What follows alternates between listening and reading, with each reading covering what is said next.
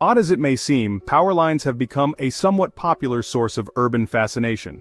People have wondered why they sometimes sport brightly colored balls, why chunks of trees sometimes hang from them, or why birds love to use them as perches.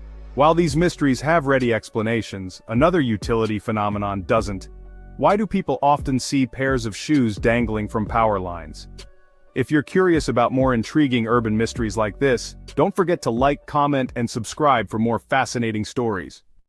Lauren Kahn of Reader's Digest covered a few possible reasons, and not all of them are benign. One popular theory holds that the shoes may be a signal that there's gang activity in a given neighborhood. Tying the laces of shoes together and tossing them over the lines is a form of staking out territory. Plausible? Sure. But Kahn couldn't find any police departments that would confirm. However, a 2015 story from WBEZ in Chicago quoted a high-ranking member of the Bloods who corroborated the theory, saying that the shoe throwing was intended as a notice to rival groups. The source also stated that the shoes could mark that someone had been killed or knocked out of his shoes. Other stories echo the idea that the shoes could be an impromptu memorial. An adjacent explanation is that the shoes are a kind of advertisement to illicit drug consumers that narcotics are available in the area. Unlike the gang theory, this one holds credence with some police departments and city councils, including in Alabama and Mississippi.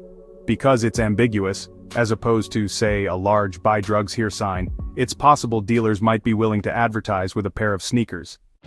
Other sources cited nothing more than juvenile mischief. Kids may toss old shoes up as a mild form of vandalism or possibly to antagonize a friend or family member, though they'd need access to a stray pair of shoes. Prying them off a child and then tossing them seems impractical. When shoes go missing, it's usually one at a time, which is why it's more common to see just one shoe on the side of the road than two. The most innocuous explanation? That it's simply a rite of passage. One columnist for Hidden City, Philadelphia, wrote in 2012 that the practice was common in the 1970s as a way of discarding old or outgrown sneakers.